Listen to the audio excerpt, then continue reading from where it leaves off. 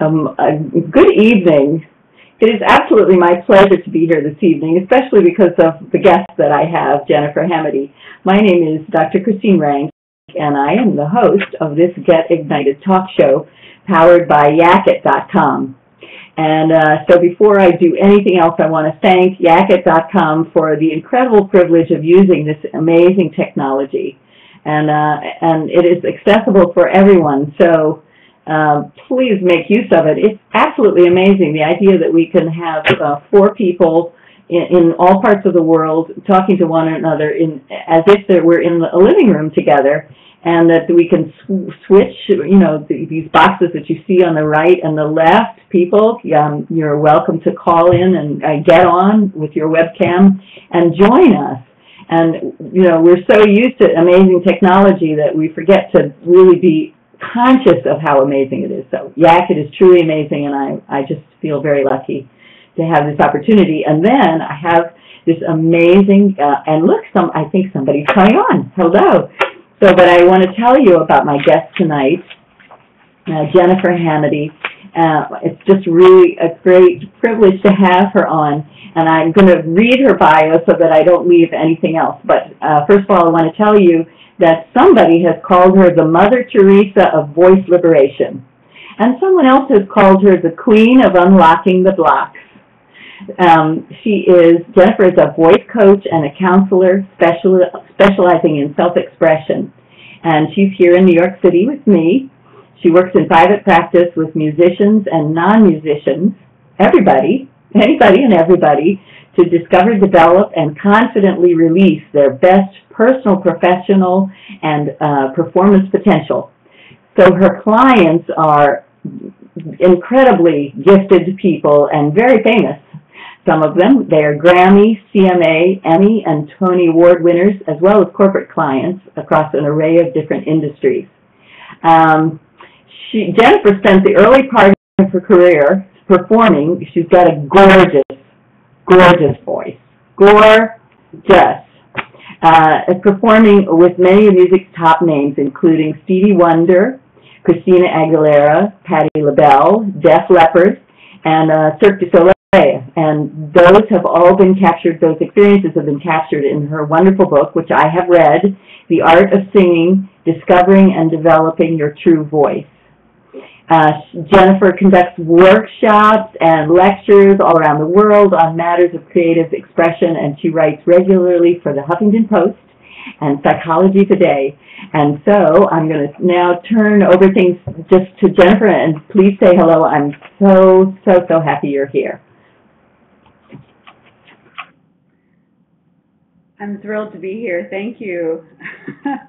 And it's so interesting, this technology. It's so great, and it's amazing. It makes me think how often I want to laugh or say something to you, and it makes you realize how technology is amazing. I'll leave it at that for right now. But thank you. I'm thrilled to be here. Really, really excited. So in many ways, you and I are in the same business, the creativity business, and the undoing. The title of our show is Undoing the Blocks That Stop Us.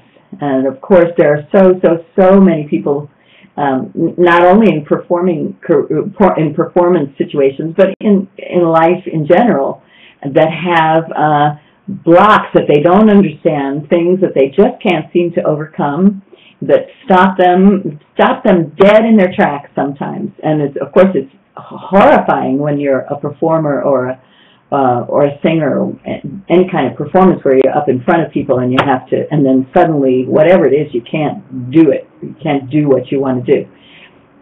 So I think we'll be able to have a really interesting conversation tonight. I'm just wondering if you want to just talk a little bit about the kinds of blocks that you have run into, and anything else you want to add about the kind of blocks that you run into. Yeah, it's interesting. Just like you, Christine, you spend your days with clients, and on one hand, they're very different. We're all individuals. We all have different backgrounds. We all have different experiences.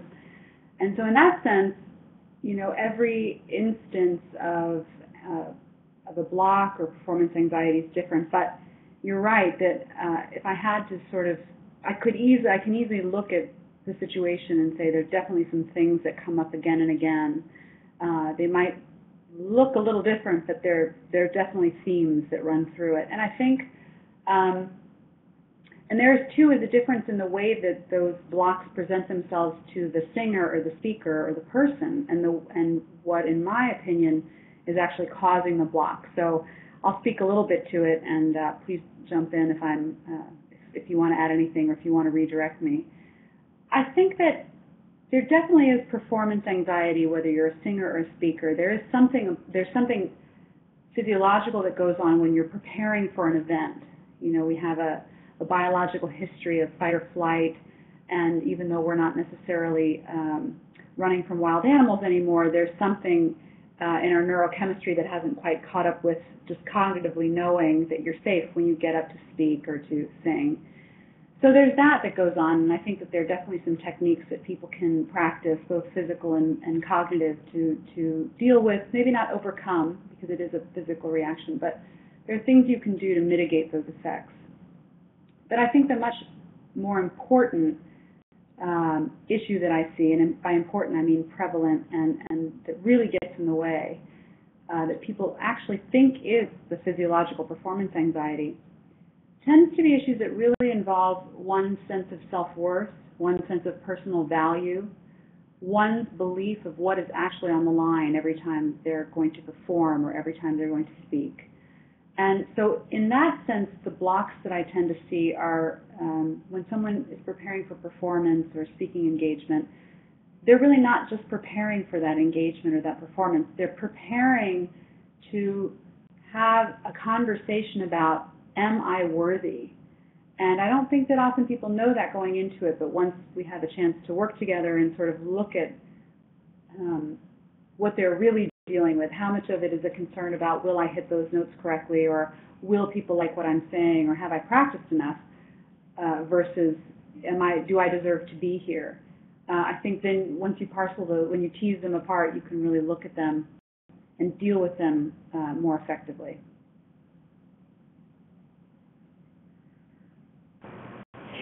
So what kind of techniques do you use to help people undo the blocks that bind them? I'm really curious about that. That's a great question. Well, I use different things, probably just like you, different things for different people, because it's not so much about, for me at least, it's not one technique that I use that I sort of apply to everyone. It's how do I share what I know to be effective in a way that really will make sense to them. So if I had to sort of headline it under two categories, I'd say, first of all, to the physical point of performance anxiety, I think that I've learned that one of the best ways to prepare for that is preparation. And by preparation, I don't mean intellectual preparation, but physical preparation. When you train the body in a vocal workout session, when you're running, when you're watching TV, I mean, you can pick a variety of circumstances when the brain is otherwise engaged, and you're conditioning the body to over and over and over and over again engage the song or engage the speech. You're creating a sort of automatic physical pattern that will, in a way, override whatever nerves are going on. So I think that that's a tremendous technique that I have a lot of people use. And it's difficult at first to convince people that, you know, I think a lot of people want to have a technique that will make the fear go away, that will make their mind settle down. And I don't find that is as effective as saying, let's consider that your mind maybe won't settle down in terms of the biological performance anxiety. Let's just give you a physical technique that tends to 9 out of 10 override it. So that's what I do with the physical aspect. But with the emotional aspects, the value-related aspects, I mean, as you were saying, I'm a counselor, and so I sometimes do what I would consider straight therapeutic work, but I find that it can be very easy to get into a conversation about causation, and it can be very easy to have prolonged conversations, and even insights might emerge about, Ah, okay, that's why I feel insecure. Ah, okay, that's why I feel a sense of inadequacy whenever I get up to sing. So for me, what I find to be really effective is to really focus more on the behavioral aspect of cognitive behavioral work, and really encourage people to take action, to put themselves in situations. It's a bit like the physical aspect I suggested, where they're just again and again getting up in front of people and singing. And after a while, they begin to gather evidence that, even though the voice in my head might be saying, I don't deserve to be here, I don't know if I'm good enough, I'm petrified, the reality is I'm getting up every week and people are clapping. I'm getting up every week and I'm learning how I can improve. And eventually I'm getting up every week and I'm really enjoying this. I mean, frankly, we spend so much time in our heads nowadays that someone can, spend 50 hours imagining their performance life. And they'll come to a session and I'll say, well, how much have you actually performed this month? And they'll say, oh, I haven't performed this month. Or, oh, I've performed one time. So I think there really is something to having people gather real evidence in reality that they can juxtapose against their worst case scenario imagined fear that tends to really stop them and block them.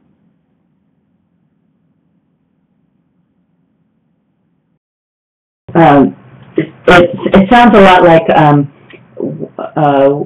what I talk about a lot, and what we're starting to understand about the brain is that you can rewire it, and so it seems like by repetitively just getting out there and singing and getting new information and new data, that instead of going down a fear pathway, what gets instead reinforced is a different kind of neural network that is evidence-based.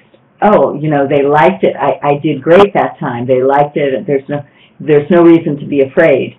And pretty soon, like any other habit that you change, the brain starts to support that new evidence-based belief, and then everything starts running down that track, and that track gets bigger until it's a superhighway. And then so that it sounds to me like that's a lot of what's going on when you're giving these great techniques. And then I wanted to ask about the physical, like what are some of the physical activities that you would give somebody? Well, to your first point, absolutely, and it's wonderful to be in our fields today when all of this new research is being done. Before it was all behavioral research because we couldn't get inside the brain, but now we're able literally to see the neurochemical and the activity of the mind when people are engaging in ways which is really giving us access to some incredible insights, and as a result, new techniques. I just wanted to add one thing based on what you said, which is so brilliant. And yes, you can rewire your brain, and I think the important thing about the repetition is, and I wish I knew off the top of my head the specific research articles, but I don't, but I can certainly find them for you. But the brain wires and then fires together, is the common way of saying it. And it tends to do so either after a traumatic event, as you know, or an emotional event, and then it just keeps firing, or even the anticipation or memory of a traumatic or emotional event. So what repetition does is it gives the mind the opportunity, after it sort of works itself through a number of times, to have those aha moments of, oh wow, and it is emotional. People really seem to enjoy what I do, and eventually, hopefully, wow, I forgot why I did this in the first place. I love doing this. I get such a rush from doing this. I feel like I'm really contributing by singing. I feel like I'm really making a difference in my performing. And that also causes a new firing of the brain, and thus a wiring of the brain, that if you continue to do it over and over again, you're not allowing the brain to sink back into that fear-based pattern, not sink, but to revert to that fear-based pattern and firing that tends to happen when we get stuck in our head rather than reality and play the worst-case scenarios over and over again. So to your second question about some physical techniques, it's interesting. I get a lot of feedback from one I mentioned in my book about drinking coffee. It's one of the best ones I've ever seen for sort of stimulating the performance anxiety response. I'll have someone, if they're going to do a rehearsal, I'm a big believer in rehearsing before a performance, bring a few people to a voice lesson. I'll have them drink 2 cups of coffee just right away.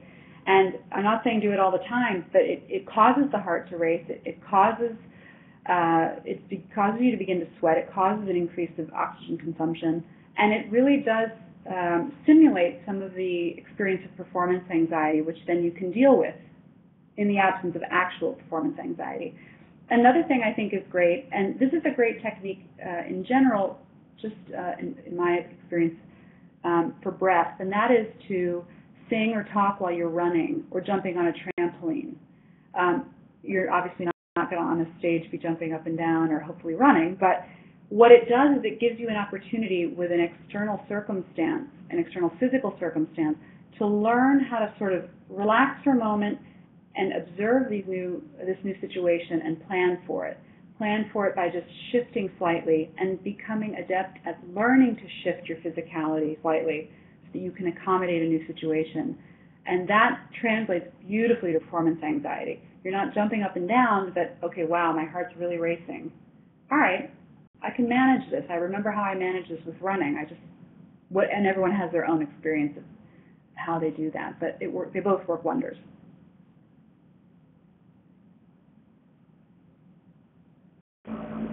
I always wonder, like, how do these singers?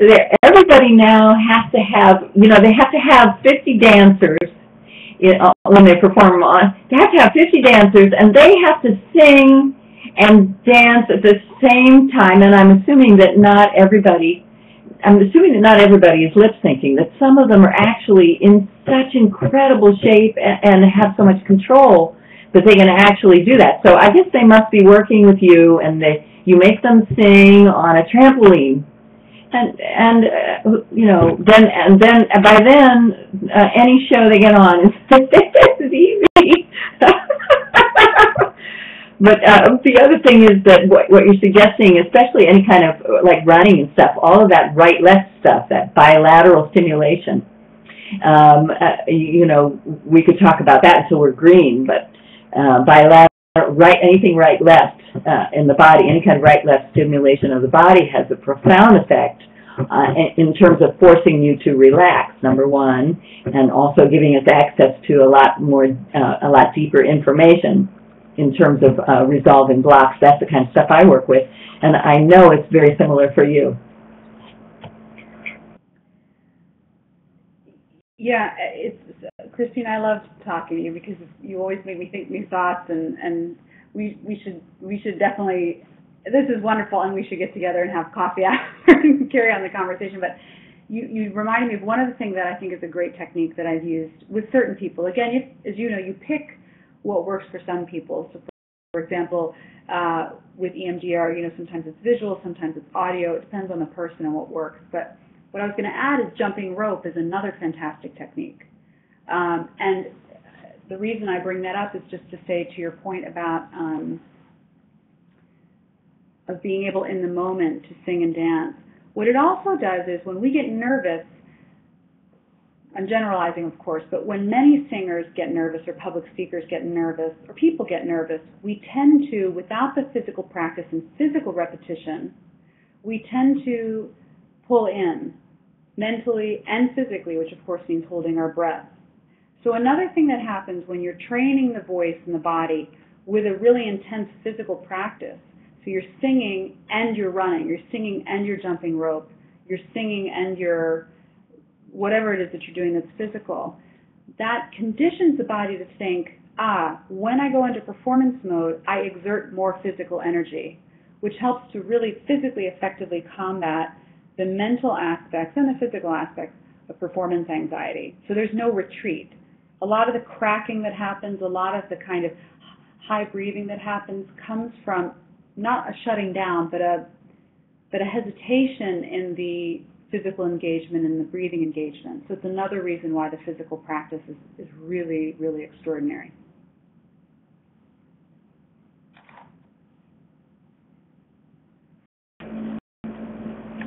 I remember this was probably 20 years ago. maybe even more. I was in a show called Funny Thing Happened on the Way to the Forum, and I had a big solo number out alone on stage. I can't remember what the song was, but for some reason I got some saliva or something locked in my throat, and I was alone out on stage, and I thought I was going to not be able to sing. It was one of the most terrifying moments. I'll never forget. I'll never forget what that felt like. And I by sheer will, I got through it without anyone really knowing, I think, that there was anything terribly wrong anyway.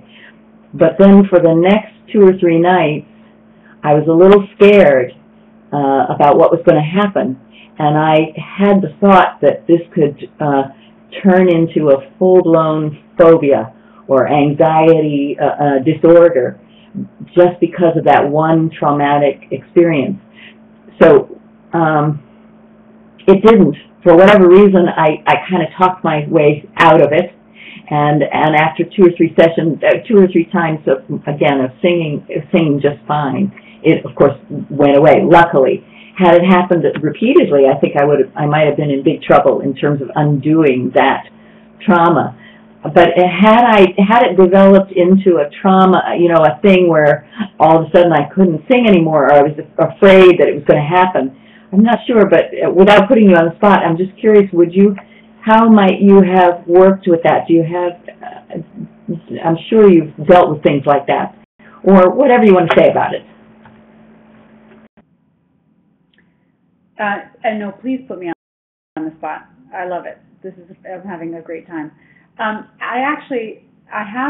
like to share something with you about that, and I want to tell you, I remember the first time that happened to me too. I mean, different show, but I remember a couple moments where that happened, and I agree with you completely that in those moments, something happens to different people. Different things happen to different people. I think in these moments, a decision gets made, whether it's conscious or not, that, okay, I'll pick myself up and move on, or, oh my gosh, I can never do this again.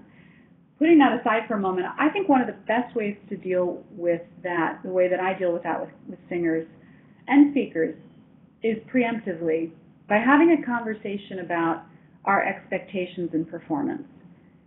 And I'm not speaking for you, but for myself, when I remember that situation, there was this sense of, I always perform, maybe not perfectly, but my voice is consistent and reliable. I'm always on. I'm always predictable. And so really for me, in hindsight, of course, at the time I don't think I had these thoughts, but in hindsight I realized what actually happened, sort of that momentary panic, was I'm not perfect. I'm making a mistake. And so if we look at it out of the context of performance, because in our culture, performance, you're meant to be perfect. You go to a Broadway show and someone cracks or forgets a line, and it's unacceptable. Putting that aside from just a human point of view, knowing there's no such thing as perfection, and knowing, as I do, that the search for perfection and the focus on perfection rather than excellence is the killer of joy in performance and as a result in life. I really work with people at the beginning of their careers or in the middle of their careers, but preemptively, hopefully, of that moment to say, not only do you need to plan for that moment to happen, you need to know it's coming. And you need to build a relationship with that moment where you're going to be fine. Let's say that mucus is draining down and you go, and you have that moment. Okay, then what? What are you going to have that mean for your career? What are you going to have that mean for your value? What are you going to have that mean? And interestingly enough, I think that when I've had those conversations with people, it's really beautiful because they start to realize, I'm hesitating because I don't want to speak for them, but just to share a few thoughts that I've heard. Many people have said they don't realize how much of their energy is going, often without them knowing it, into sort of trying to keep that moment from happening. They're singing, they're performing, and there's a bit of energy that's going to, oh my gosh, please, I have to kind of hold it together. Please don't I can't crack, I can't mess up. Once they develop a relationship with the idea that they're going to, and it's okay, that energy then that's been sort of over here on hold then actually goes back into the performance and the joy of the performance. It goes back into the ease of the breath and the natural functionality of the vocal mechanism, and they mess up less. So that's how I deal with it preemptively. And then just very quickly, if after the fact someone comes to me, as they often has, as I'm sure to you, and said, I sang for 10 years, I never had a problem, and then I cracked, and ever since then I've been horrified, then I would begin by having a conversation. Well, what does it mean? What does it mean that you cracked? And 9 times out of 10, that conversation leads to a confession, and it's not always an easy confession of, I really believed before that happened I was perfect. And then you get to have a conversation with them about, you never were perfect. You thought you were perfect, and that's okay. So that probably is a bit of a long answer to your question, but that's how I deal with it and what I've experienced with clients and myself. And I think the most effective way, whether it's preemptive or after the fact, to deal with what happens to everyone if they're human. I mean, how can it not?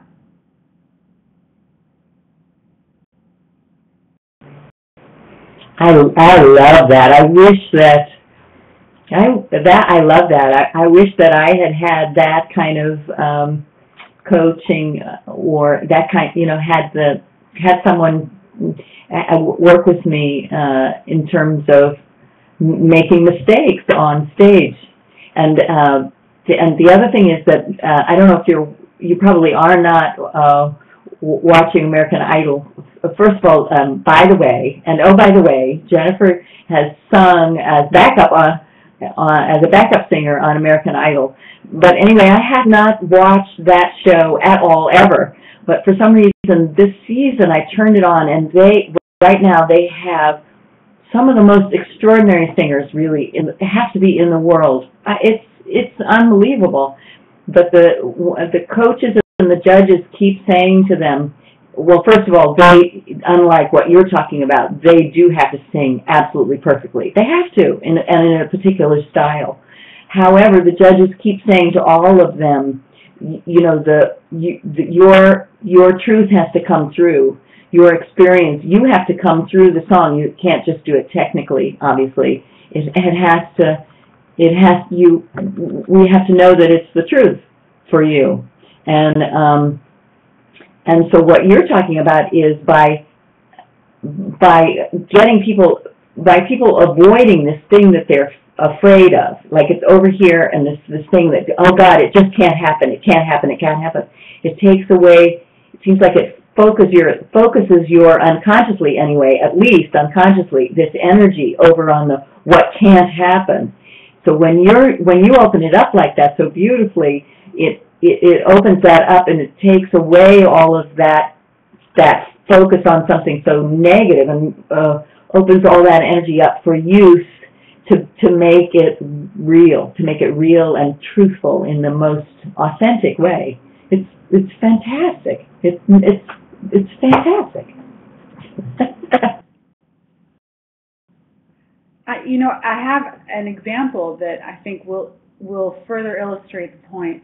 If you say to someone, talk for, let's make it up, 2 minutes, and try not to use any extraneous likes. I mean, you could even, maybe not now, but you can try it with people. And first of all, they'll hesitate. They'll be thinking about that to illustrate the idea of the energy's over here. And inevitably, they'll tend to say it more often. So there's a non-singing performative example of how you and everyone who's with us today, listening and watching, you can experience this for yourself. Now, instead, if you play with that and say, all right, how many times did you say, or whatever it is that you said, then you can start to consciously, actively, playfully work with it. And then instead of a fear-based avoidance of, I can't say that, it becomes, I tend to say that, and then practice becomes effective.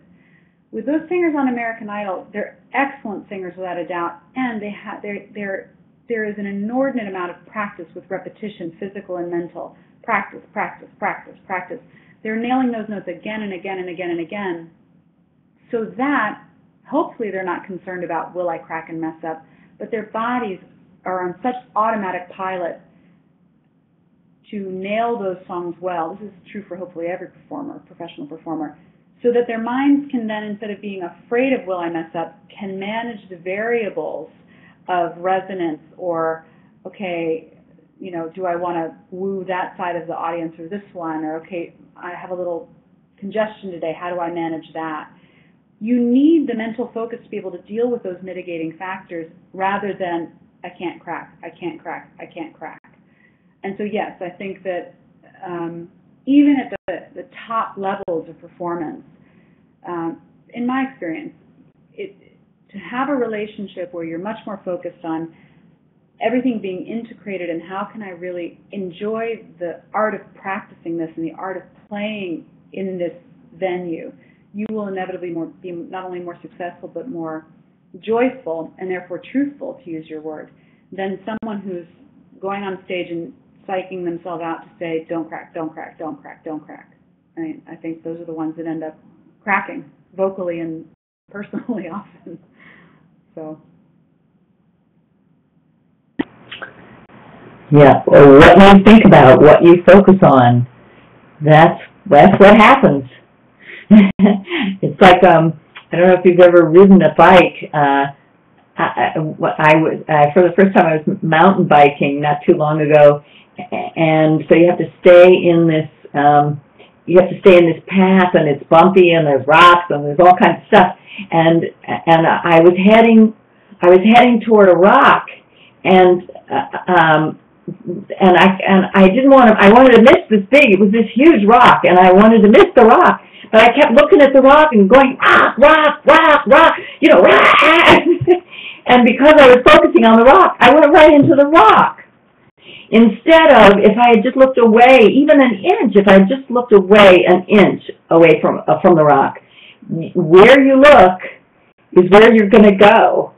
And it's true on bicycles, and it's true it's true in singing, and it's true, certainly true on a very, very deep level in life, in general.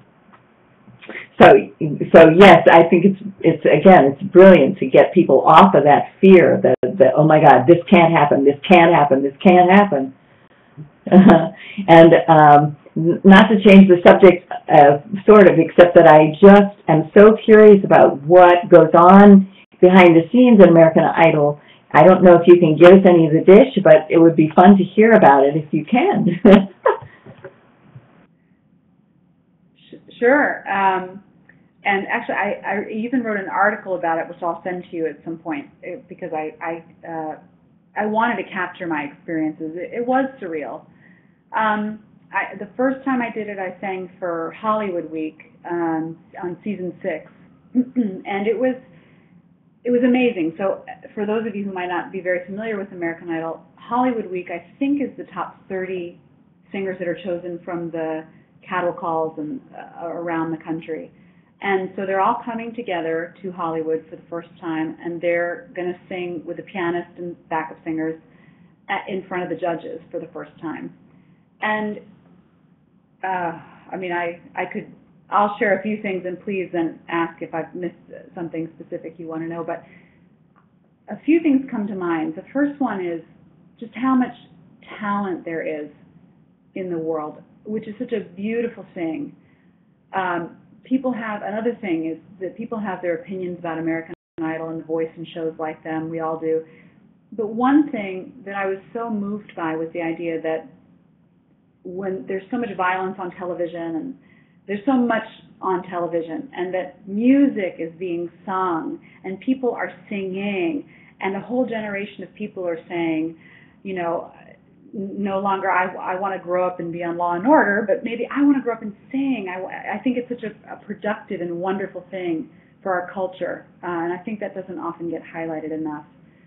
Going back to my personal experience being there, I was just I was moved and saddened by what I saw.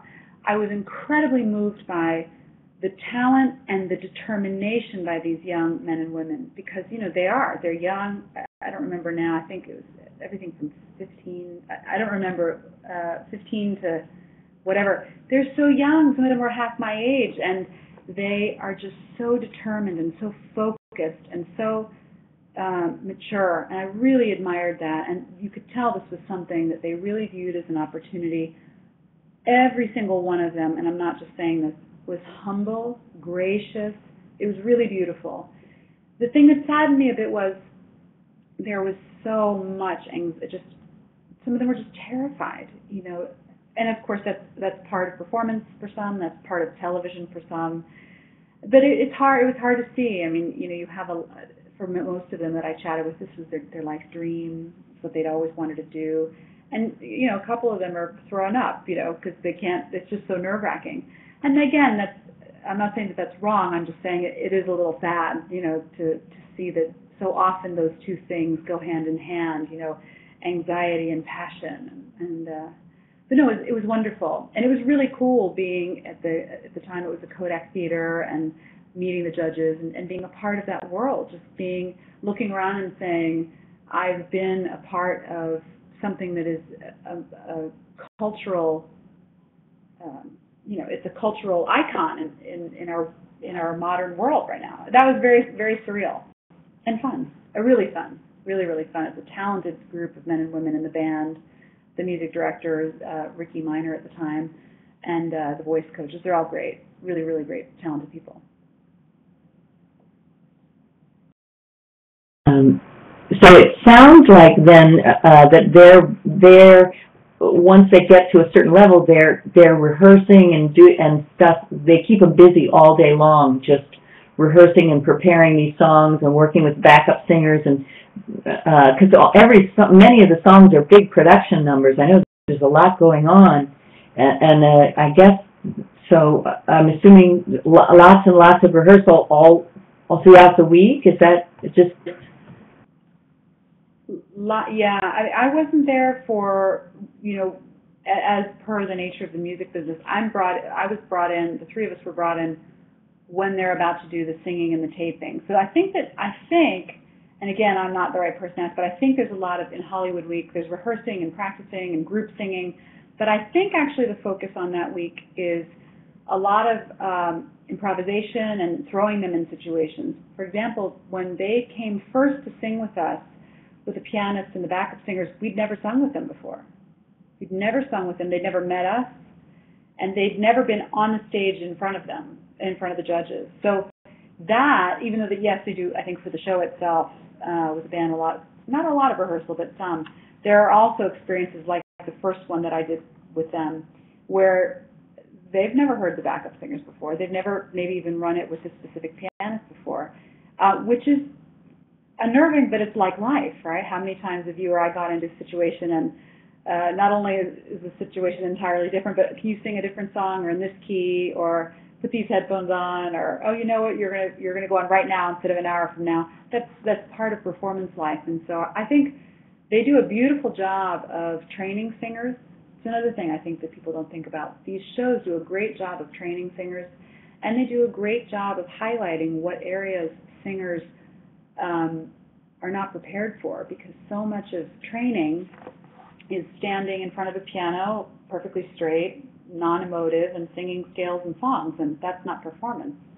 So and I think it's great in that sense. It's a bit of, to answer your question, it's a bit of both. There's tons of rehearsal and tons of training, and there's also, here's your song, here's your key, sing.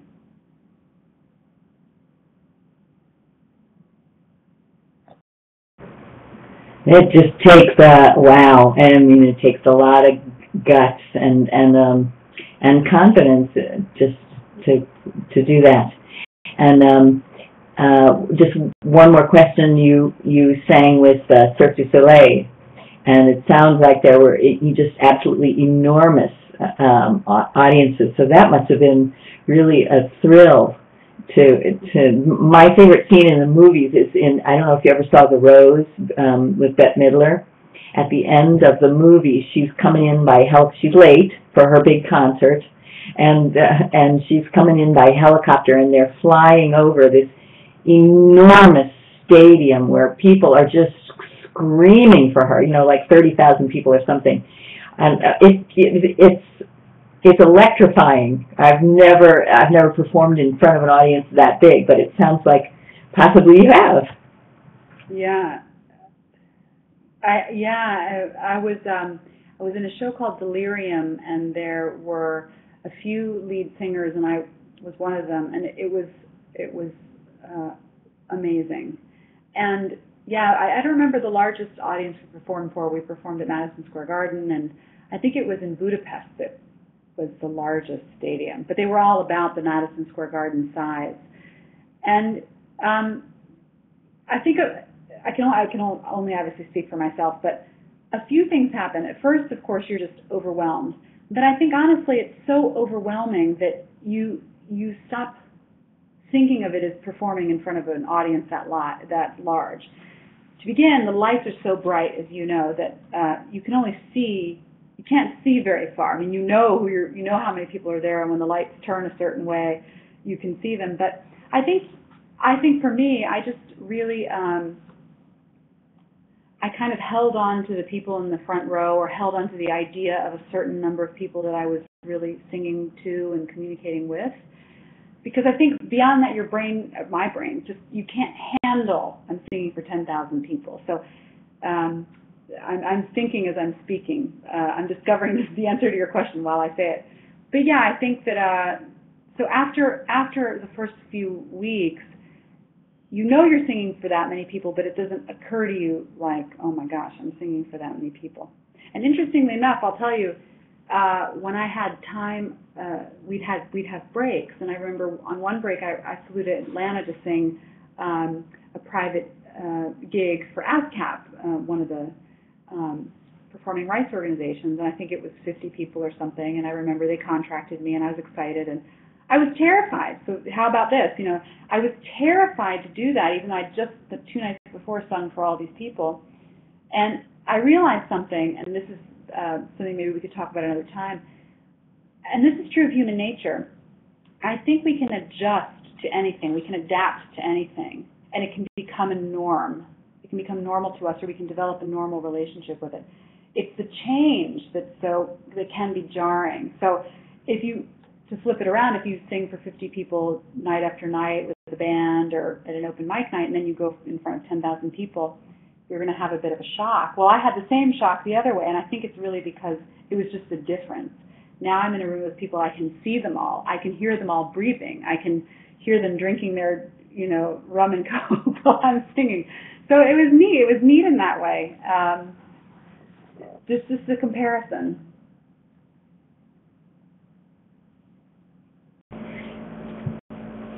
So, is there any one thing that you would want,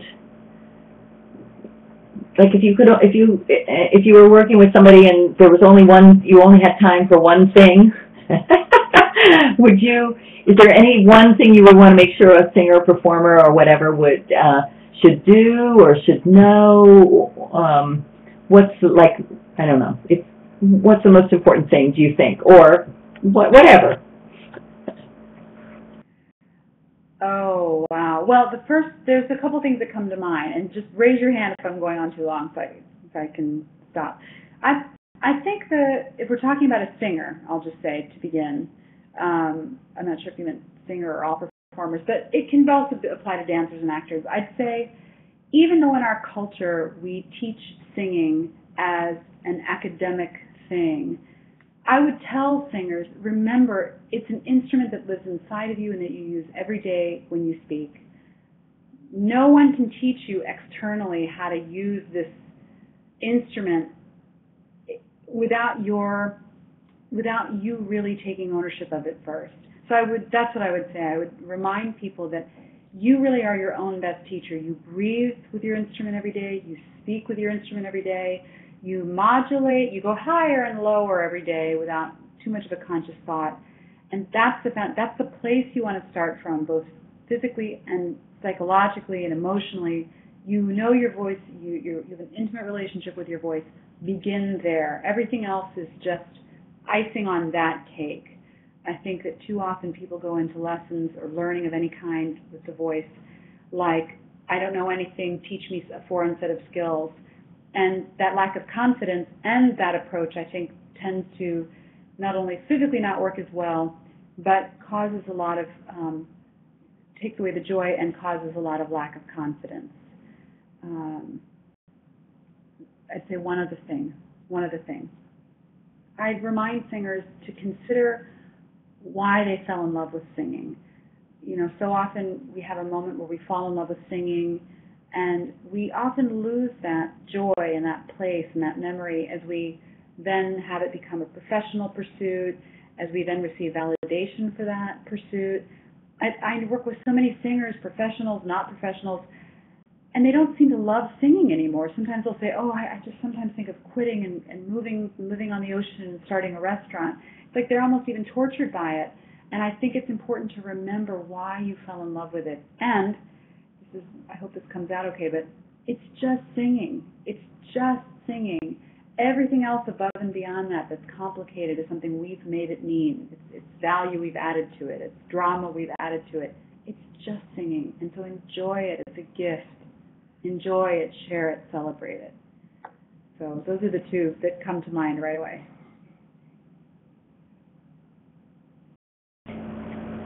Do you have a favorite story about someone you've worked with? I don't know if you can say too much about that, but some great transformation, or not even such a great transformation, but something that has really stuck with you over the years that you've been working with people? Wow, that's a great question. There's not one. There are so many, and sometimes they're not even moments. They're evolutions. But there's one that comes to mind. I don't know if it's the best, but there's one that really moved me. Just so moved me.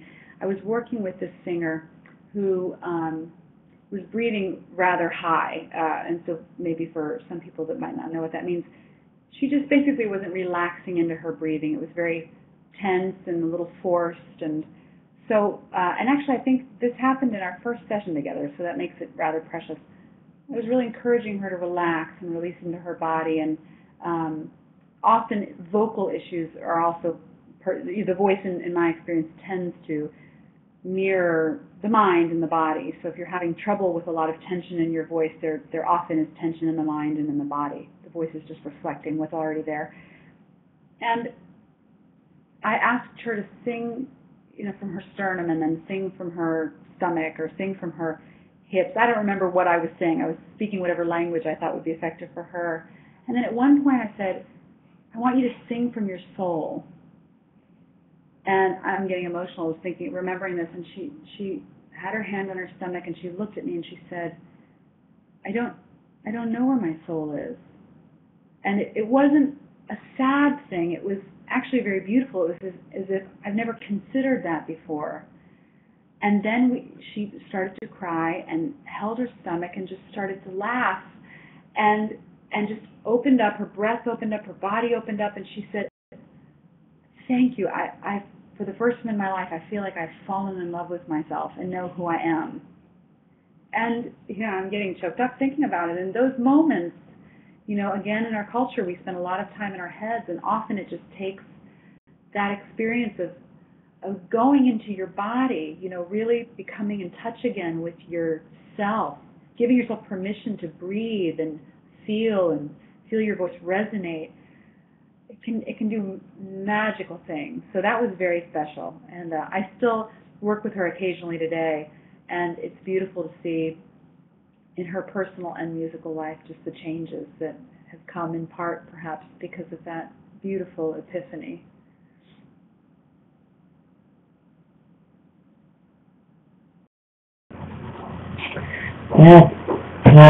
That's really a great story.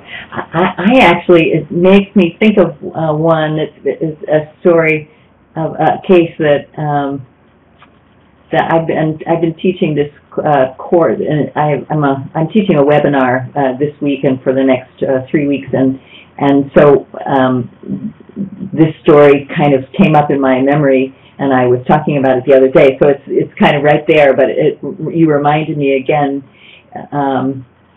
Because people, we grow up, and I'm sure you've encountered this when you're talking about blocks with people.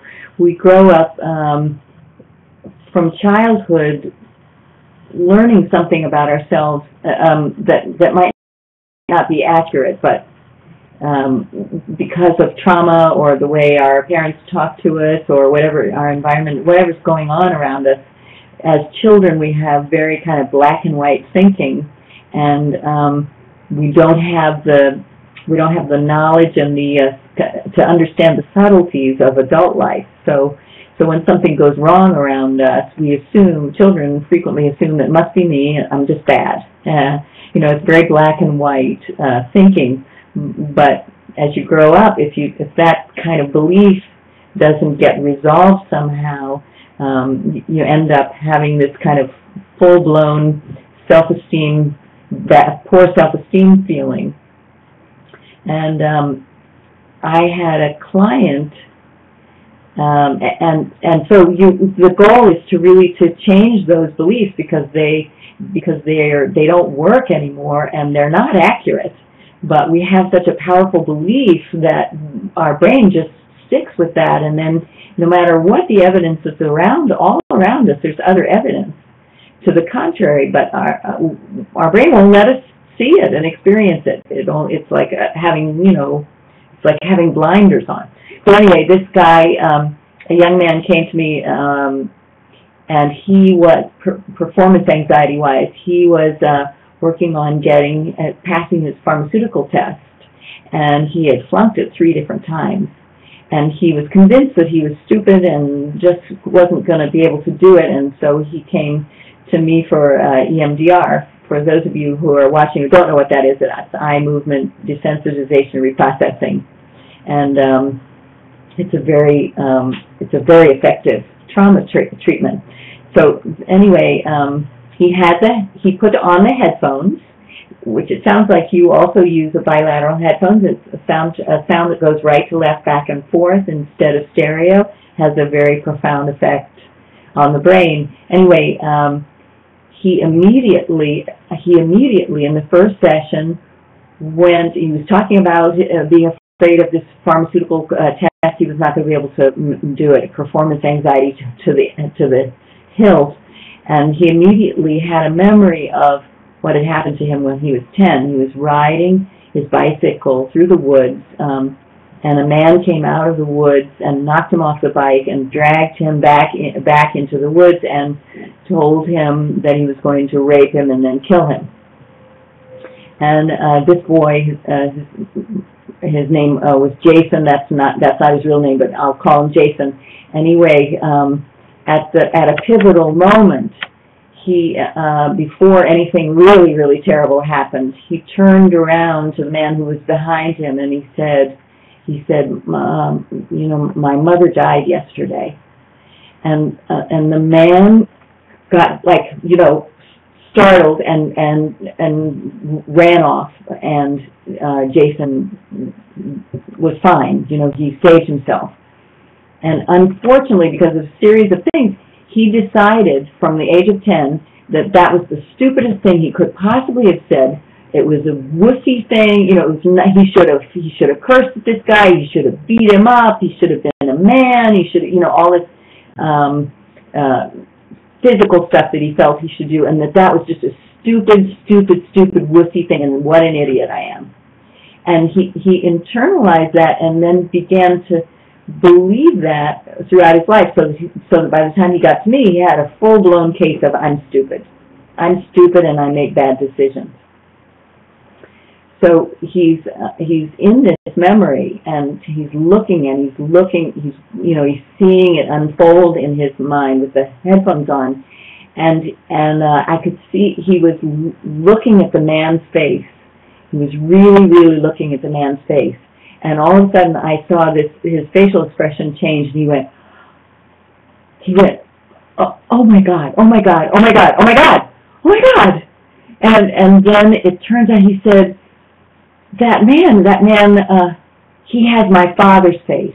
It's my father's facial expression. Oh my God. And then he said, my father was always, always angry at my brother whenever my brother would challenge him. He would get so angry, and then afterwards he would get so hurt. And when I was a kid, I decided that there was no way I was ever going to do anything to challenge my father that would make him so angry and then so hurt. So I was never going to say anything aggressive or mean, and I was just going to be quiet and soft. He said, "Oh my God," he said, "I saw that man's face. I saw my father, and instead of fighting him, I said something soft." And the reality was, the really weird thing is, his mother hadn't died yesterday.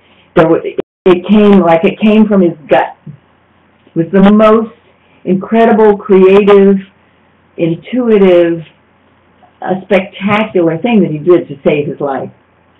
And from that moment on, once he realized that there had been a good reason, an unconscious reason, but a good reason for why he did exactly what he had to do to save himself, it changed everything. Suddenly he went from, "I'm so stupid and what a dummy and I can't pass this test," to, "Oh my God, I'm creatively brilliant and I did the right thing and I'm actually not so dumb after all." And 2 or 3 sessions, we had 2 or 3 sessions, he took the test, he aced it.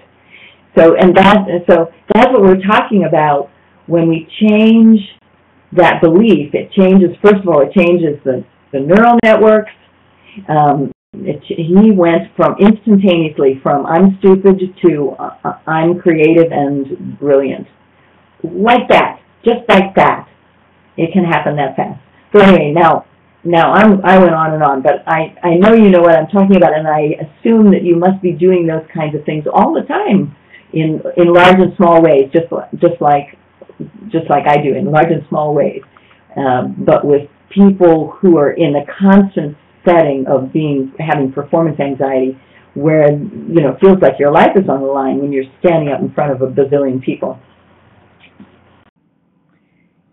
By the way, you did not go on and on. That was an amazing story, and I think one thing I'm so excited about in psychology, in the field of psychology and the recent developments, is that because we now know that change, as you've said, can occur that quickly. And that doesn't mean that there isn't a place for conversation and that there isn't a place for understanding and for delving sometimes into issues and past, because there is the matter of causation, and sometimes understanding can really benefit that. But I love that now we're starting to realize that we can instantly change the way those networks are firing and therefore wiring, and EMDR definitely is a great way to do that. In my own work, where I do that, definitely with performance anxiety, which we've touched upon, and definitely with people who are not performers, but just similarly to what you've said, they have a belief pattern that was constructed at some point, and it runs again and again and again. I could speak to we've talked a bit about performers. I'll just share with you one thing that I do quite a bit, that I talk about in The Art of Singing, that I think can be very helpful, and it's a non-emotional approach that causes the emotional reaction that's often needed to get that rewiring to occur. Is to have people, and I forget the chapter, I think it might be in the brain chapter, but again, I don't remember. I talk about how every pattern that we have that's not working, that's really less than optimal in our lives, that's repetitive, so either a belief pattern or just a thought process or a behavioral pattern, in my experience, tends to come, even though we may never have looked at it this way, with a reward. There's something we're getting from that. And if I sometimes have people look at it as if things were on a seesaw. And I think the example in the book that I use is, you may very well want, you might say, let's make one up, you might want a divorce. You're not happy.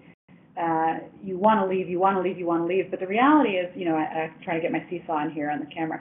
The reality is you might want that, but you don't want it as badly as you want other things, such as, hypothetically, the approval of the community, the economic benefits of staying with that person, the approval of a religious community you might be a part of. So I think sometimes when people really get into a victim status, a victim state where they say, life is awful or the circumstance is awful, sometimes showing them that even if they're not aware of it, they're getting something from it, gives them the ability to then make a choice between those two things.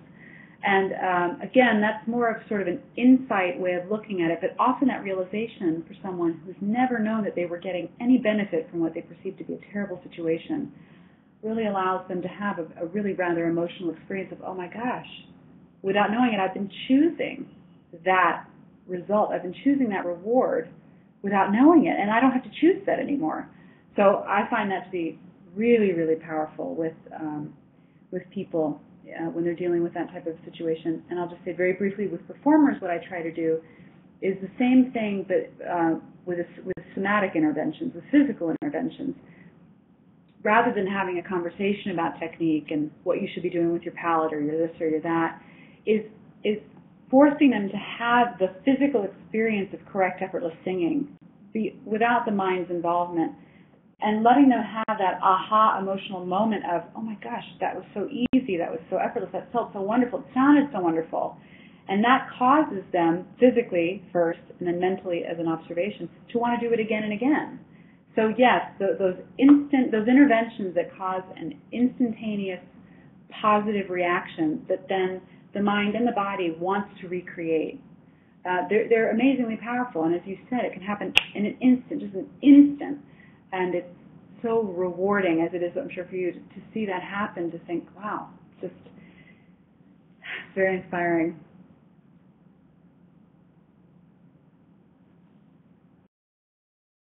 So it seems like, when you introduced the idea for that singer of singing from her soul, that was like, it's like just this whoosh of incredible new awareness that was there all along. It was there, and we all have everything inside of us, but we have these filters, and they are there to keep us from going crazy, because if we experienced everything that was out there that we were capable of experiencing, of course, we just can't manage all of it. So our brain is more of a filter than anything else. However, if like with this thing you did with this woman, to just introduce the idea of something new that she was probably longing to find it, and once all it took was just focusing on it, and all of a sudden it was just right there for her, completely accessible. And the other thing, just to comment on what you said, I think you always want to try and have a choice in life to be able to choose. So if someone is wanting to get out of a marriage, but you introduce the idea that maybe there are things that are making them stay, that they're unconsciously choosing something. When it's unconscious, we want to make it conscious, so that then it becomes a choice. I can choose. Then I see, okay, choosing this. I didn't realize it, and that's much better, because then you can unchoose the other side with some freedom. But whenever you don't have a choice, then it's more like a compulsion or something. You have no control over it. It's just something that happens, and that's terrible. That feels awful. But when you have a choice, at least it gives you some power, Yeah, you, as always, you say a few words, and then I get so excited because I want to respond. You said something, I forgot how you worded it, about with the woman I was talking about, to sing from your soul. I don't know how you worded it, but it reminded me of something I think is, for me at least, is critical with the work that I do. It doesn't matter with whom.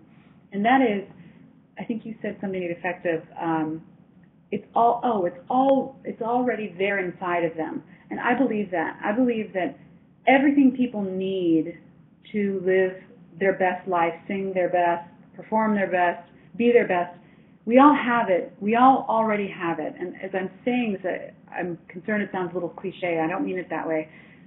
For me, the job of a great teacher, or the job of a great therapist or coach, and really it's all the same thing. We're really helpers. in a helping profession.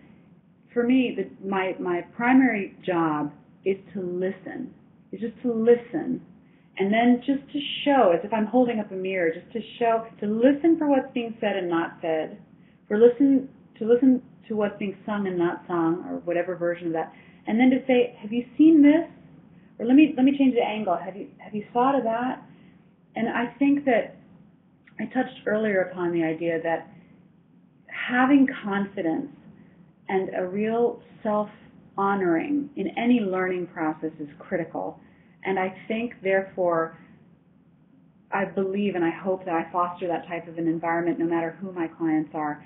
And then it makes my role as a listener and just a highlighter of what they're already saying, or maybe not saying, but they're starting to see.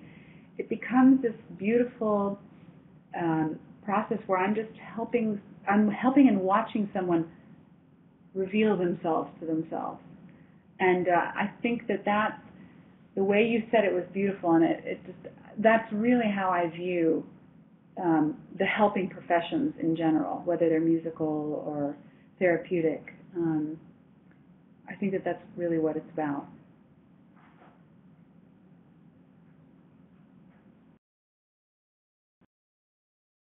So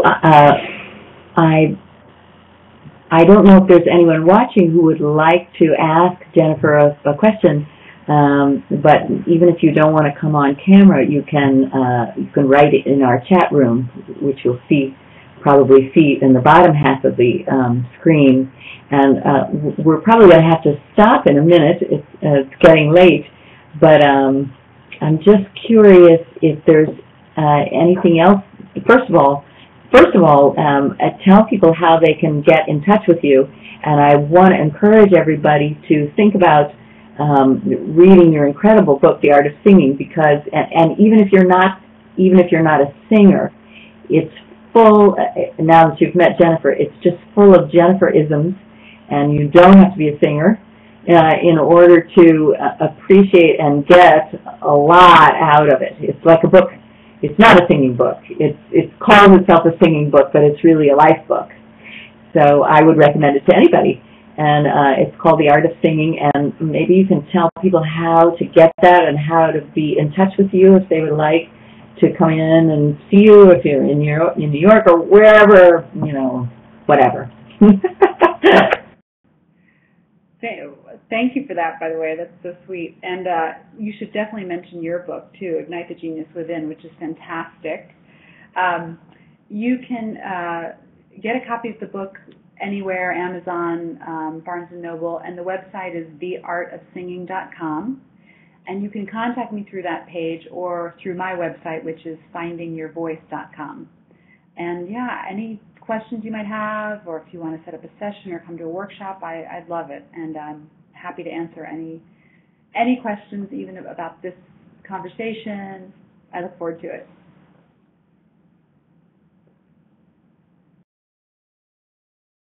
What was the second one?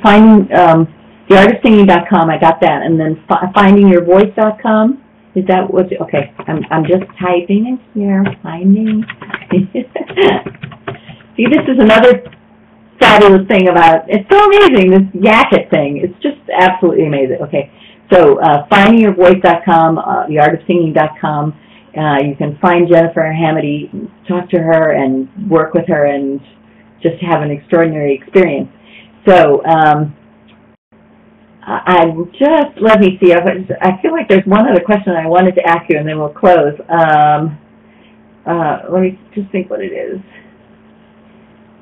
Oh, well, actually, maybe just to talk a little bit more about the book. I'm just curious, because I went through my own process with creating a book, what it was like for you and how you actually got there.